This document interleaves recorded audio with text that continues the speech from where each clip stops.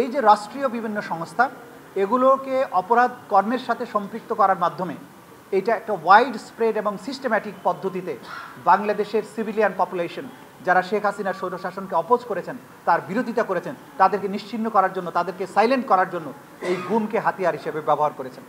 আমরা এখানে আন্তর্জাতিক আইনের প্রভিশনগুলো তুলে ধরেছি যে কীভাবে এনফোর্সড ডিসঅ্যাপিয়ারেন্স একটা আন্তর্জাতিক আইনের অধীনে অপরাধ, কিভাবে এটাকে ক্রাইমস অ্যাগেন্স্ট হিউম্যানিটির পর্যায়ে ফেলা হয়।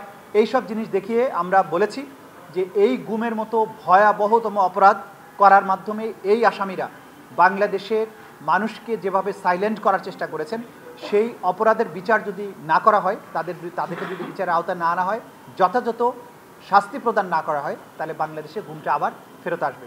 সেই কারণে ভবিষ্যতের জন্য এই দেশকে, এই দেশের মানুষকে নিরাপদ করার স্বার্থে, রাষ্ট্রীয় বাহিনীগুলোকে অপরাধ প্রবণতা থেকে বের করে আনার স্বার্থে এই গুমটা বন্ধ হওয়া প্রয়োজন। সেই জন্য এই বিচার।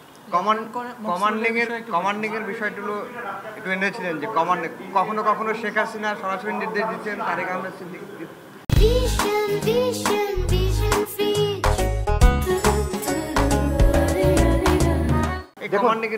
কমান্ড স্ট্রাকচারটা ছিল যে মূল নির্দেশটা আসতো সবসময় শেখ হাসিনার কাছ থেকে। যখন শেখ হাসিনা সরাসরি নির্দেশ না দিতেন, সেই জায়গাগুলো শেখ হাসিনা তার সামরিক উপদেষ্টা তারিক সিদ্দিকী, যিনি তার ছোট বোনের দেবর, তার মাধ্যমে নির্দেশ দেওয়া হতো। Tariq Siddiqui DGFI, army, RAB, police সবার উপরে ক্ষমতাধর ব্যক্তি ছিলেন। তিনি শেখ হাসিনার পক্ষে কমান্ড করতেন কাকে কখন গুম করতে হবে, কাকে হত্যা করতে হবে, কাকে বন্দি রাখতে হবে, কাকে কখন ছেড়ে দিতে হবে।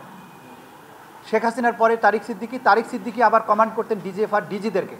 সুতরাং কমান্ড স্ট্রাকচার অনুযায়ী প্রাইম মিনিস্টার, নিরাপত্তা উপদেষ্টা, ডিজি এবং তারপরে ডিজির আন্ডারে ছিলেন সিটিআইবি ডাইরেক্টররা, যারা মূলত এই জেআইসি নামক বন্দিশালাটা পরিচালনার দায়িত্বে ছিলেন। তারা এই নির্দেশটা পালন করতেন। সুতরাং পুরো মামলাটাই ভিত্তি হচ্ছে কমান্ড স্ট্রাকচারের উপরে দাঁড়িয়ে আছে। সুপিরিয়র সাবঅর্ডিনেট রিলেশনশিপ এখানে আছে। তারা আবার সিটিআইবি ডাইরেক্টররা ভেতরে এমওডিসি বা অন্য স্টাফদের মাধ্যমে এটা কার্যকর করেছেন। সুতরাং তারাও একটা কমান্ড স্ট্রাকচার এখানে ব্যবহার করেছেন। সম্মিলিতভাবে সবাই তারা একটা অপরাধ, ফৌজদারি অপরাধের সাথে সম্পৃক্ত, যেটাকে আমাদের আইনের ভাষায় বলা হয় জয়েন্ট ক্রিমিনাল এন্টারপ্রাইজ। সম্মিলিতভাবে এই অপরাধটা তারা করেছেন। সুতরাং এই মামলার ক্ষেত্রে কমান্ড রেসপন্সিবিলিটির দায়ে আসামিরা অভিযুক্ত, তারা জেসিই বা জয়েন্ট ক্রিমিনাল এন্টারপ্রাইজের দায়ে তারা অভিযুক্ত।